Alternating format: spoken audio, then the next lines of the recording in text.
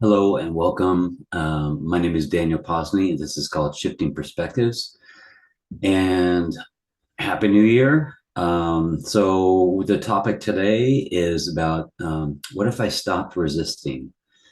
And this is as good a day as any to kind of reevaluate, recalibrate, adjust wherever it needs to be, and kind of bless the old year and the old life and the old version and see what I want to create this year and moving forward.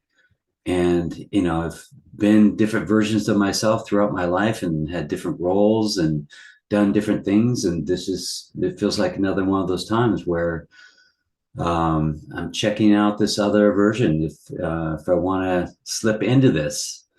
And, throughout the year or years, I've just kind of contemplated, what if I was really consistent with my yoga?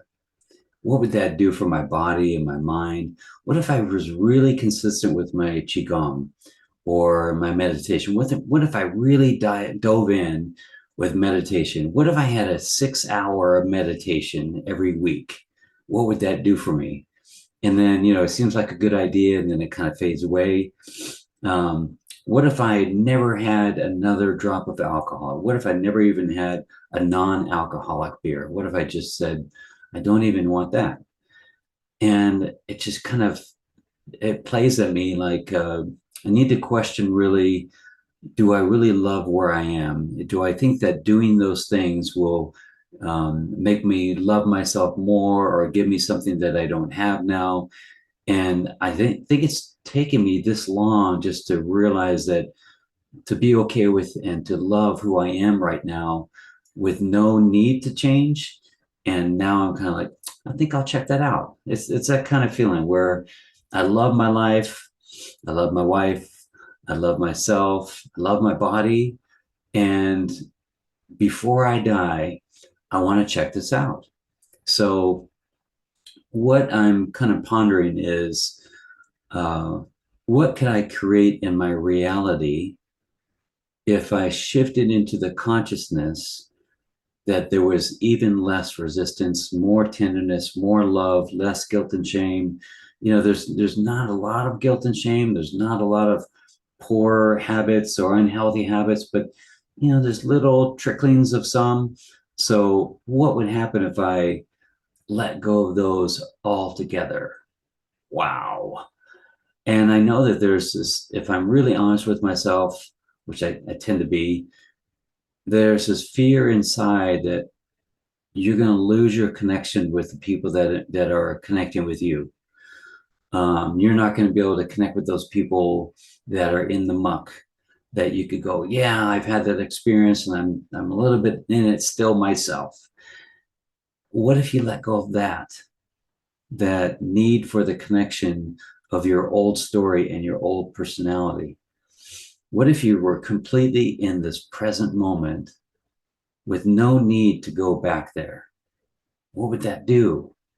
And I know the only fear that's there is in my own mind. And it's time to practice what I preach. Does your mind really serve you 100% of the time? No, it doesn't. And it lives in this distortion. So, whatever my mind is telling me that I'm going to lose, or it's not going to be easy, or all that stuff, is just another example of the distortion in my own mind. But my heart says, hey, buddy, you're not even here anyway. You were never born and you'll never taste death anyway. So, yeah, try that out too. So, that's my intention, and that's my promise to myself is I'm starting off with a liquid fast this first day, and my intention is to go for a week. And I'd be really conscious of my mind and what it wants to tell me, that I deserve some popcorn or a pizza or some sugar or some alcohol, whatever the thing is. And I'm just going to keep loving myself and extend myself, expand myself, and try this out and experiment with this. So that's kind of how I'm going at it, is that this is an experiment, and see how I can overcome my own mind even more and drop even more into my heart. So some of the questions that I've been asking myself, along with what if, what if all this is gently leading me to something? And I don't believe that I need to be led into anything. Like there's nothing but this present moment right now. And the more that I could be here right now, that's great. That's really where I want to be. But there are some things in my life that lead me out of this moment. Maybe I'll have some too much sugar, or maybe I'll have a beer or a glass of wine, or I won't do my qigong and yoga. Those little things kind of lead me out of the present moment. So if I could be in the present moment and enjoy a six pack every day and some donuts and some ho hos every day, then I'd be experiencing everything. But that doesn't really work out that way. We tend to, at least in this reality, we tend to need to remove those things, sugars and alcohols and poor habits and not so much healthy habits. We need to kind of balance those out so we can be more present in ourselves. So that's kind of where I'm at with it. Um, what if I took all the brakes off more? And I'm seeing that my truck, like all our vehicles, are kind of reflections of our body sometimes. And for about a year and a half or 2 years, I've just been having little issues with my brakes. My emergency brake broke off because of a brake failure, which we were totally blessed to be safe in. But I've been kind of working on getting those brakes back together. And I've got this brake light on my dashboard that's been saying that my um, anti-lock brake system has an error, and I keep working on it, and it keeps on showing up. So what if that's a reflection of my life? What if I've got a little bit of brakes on that I'm not fully released, I'm not fully hitting my stride and being at the full um, full stride that I could be? What would that be like? So, if I compare myself to where I was 20 years ago, man, I'm really hitting my stride. I'm really doing well. But you get into a new normal, and like my wife says, your old high is now your new low. So, what's your new high? And I've also been reading this book called The Big Leap, written by Gay Hendricks, and he talks about this uh, upper limit, this upper limit problem. And it's where everything is going great, and somehow we sabotage ourselves. We get, everything's going great with our spouse or our partner, or they're leaving on a trip. And what do? We get into an argument. It's our anniversary, or it's Christmas or our birthday, we get in some argument. Or we're doing great with our diet and we sabotage ourselves with some crappy food or something, or just stuff like that. You know what I mean? That's the upper limit problem that he talks about. And what if we got into the genius zone, which is another thing that he talks about? Instead of the expert zone, we get into the genius zone. And that's just kind of taking ourselves up to another little notch. What if I let go of all thoughts that even whispered guilt and shame? And how that comes in is like we can have a great diet, or we could be fasting or something, and then we eat something that we shouldn't be eating. That's not great for coming off a fast. What do we feel? Guilt and shame. Somebody has an affair on their wife or their girlfriend. The main thing about that is really not about the action. It's about the emotion after the action, guilt and shame. And it seems like that's the real epidemic that we have going on, is guilt and shame. Everything that we do, we feel this guilt and shame. You're not wearing a mask, you are wearing a mask. You didn't get vaccinated, you did get vaccinated. All that stuff is the common element is guilt and shame. So what if I made choices from my heart, and once I was in that choice and after the choice, I was really cognizant and discerning of any guilt and shame. So whatever I'm doing, I make sure that I completely enjoy, and then I continue to make choices that don't even activate any guilt and shame, any little whisper of it. What if I focused even more on fun and joy? And Valerie's always, she reminds me about just wanting to do fun and joy. And, my mind goes, well, yeah, we got to make money and that's our story.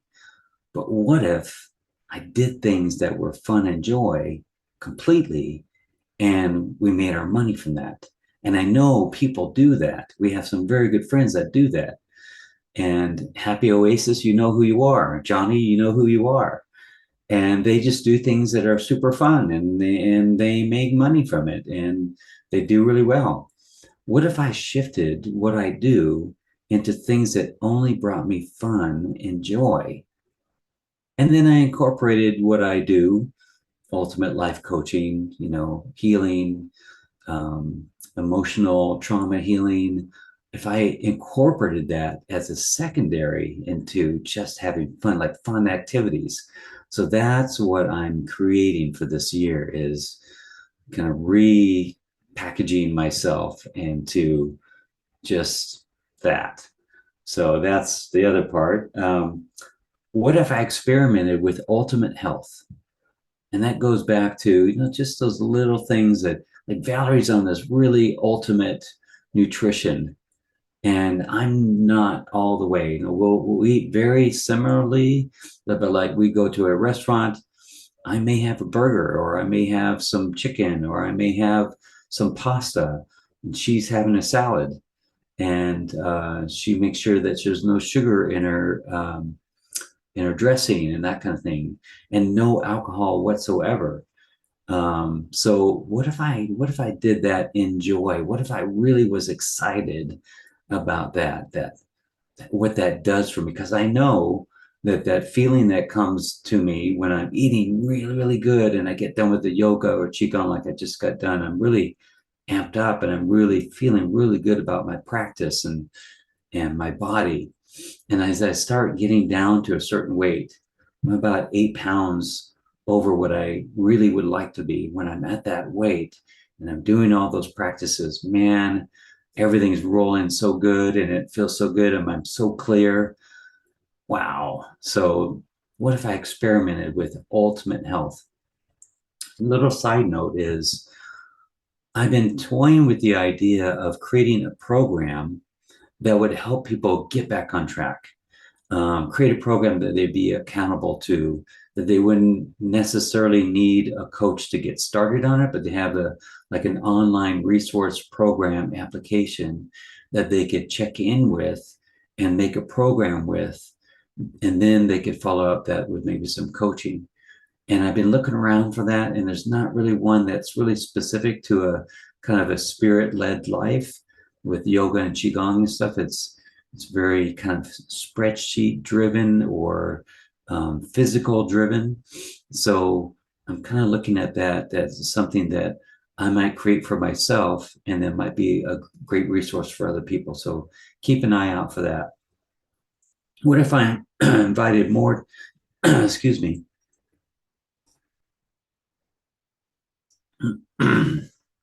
what if I invited even more tenderness and compassion? There are certain times when maybe I'm tired or I'm hungry, and my response to someone isn't as tender as it could be. I can be kind of gruff, I can be kind of sharp sometimes because I know what the truth is, and I just want to. I won't stand for any untruth kind of thing. I won't stand for any delusion. What if I met that with tenderness and compassion, like a grandfather might meet with a granddaughter? Oh, you're. I feel that you're in that. Instead of just being really kind of this masculine energy that can be kind of abrasive. And again, it doesn't happen very often, and I'm being very critical of my personality right now. But I see that there's an opportunity for me to, as that comes up, to just completely love myself in it. And also the next step is to incorporate more tenderness and loving kindness in that. So I have a certain personality that I've known that's kind of fiery and passionate, and I love that. And a personality can be changed, and a personality can be massaged and tweaked a little bit. So that's what I'm kind of in right now. And my mind has told me, yeah, but that's who you are. And so where I'm at now with it is, yeah, that's who I've been. And maybe there's a possibility that that has kept me in a box. Maybe that has been my excuses and reasons for the limitations that I've given myself. So that's my experiment. What if I told less of my old story and my outdated personality? What if I told less of my old story and my outdated personality?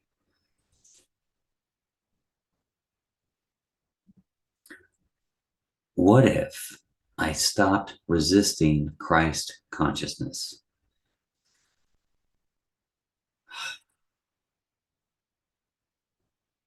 If it's there, if I have a choice to lovingly, with my heart, with my awareness, engage in Christ consciousness, why not? I have so many reasons not to,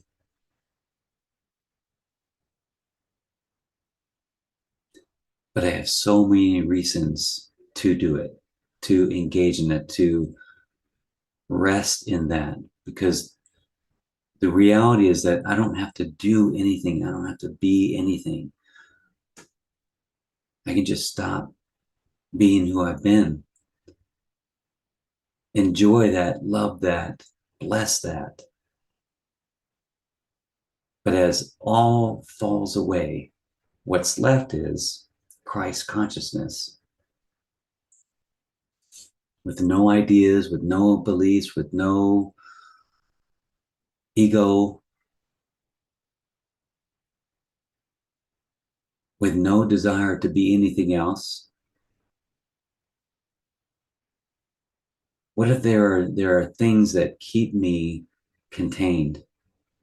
What if there are things that keep me in resistance to being this everything and nothing at the same time that I've had experiences with? I know what that feels like. I've had these little experiences throughout my life, what that feels like.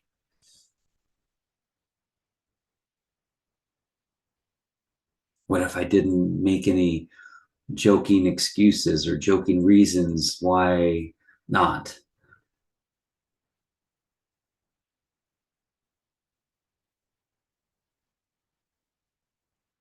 I made a joke with a friend of mine.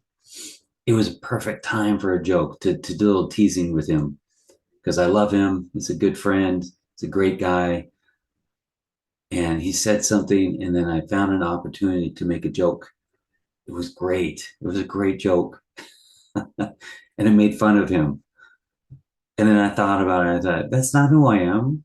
That's not who I am anymore. That was the old me. That was me 20 years ago, making jokes at the expense of other people. And, it was just a joke. It was just a little thing. And kind of, it brought this like we're brothers, and we can joke with each other. But it's not who I want to be anymore. I don't want to have to make jokes at the expense of another person to engage in love with that person. So I want to enjoy more joy and life and experience and passion while exploring all this. But there's certain little tiny things, tiny, that keep me from that.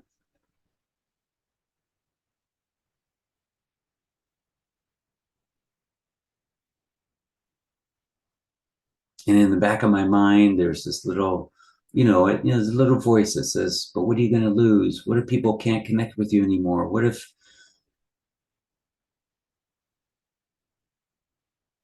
it can't be about that?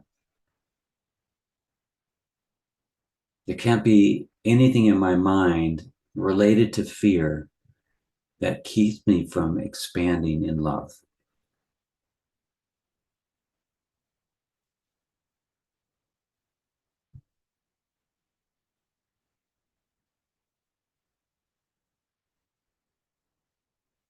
And I can't do this for what you think about it.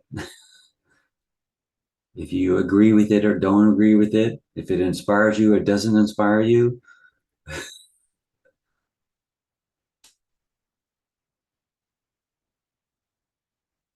doesn't make me anything. This idea, this intention doesn't make me anything. Doesn't make me any better. It just actually makes me less. And that's kind of where I want to be. Be less to be more.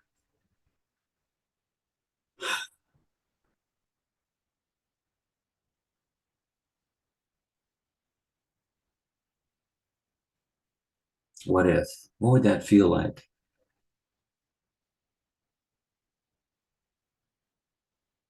Well, life is pretty good right now.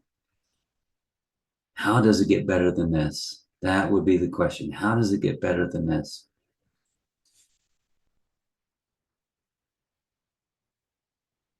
All the signs are there. People, Dr. Joe Dispenza, healing himself with his mind, people creating things, manifesting things, all with this consciousness, with their mind. Really inspired with the Netflix series, The Chosen, with Jesus Christ, and just seeing the consciousness that he's in. And I know that this wisdom and knowledge and communication and the way to approach things is not a smartness. It's not even like a learned kind of thing. It's a reality of consciousness that those people sit in. And I know that where I've been sitting for the past couple of years has been a really, really good consciousness, really higher than where I was before consciousness. So if I've done it before, how far can I go before I die? And no, I don't expect that to be anytime soon.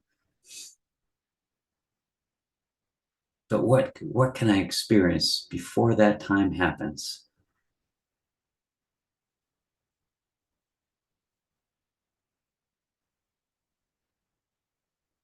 For the fun of it, for the experience of it.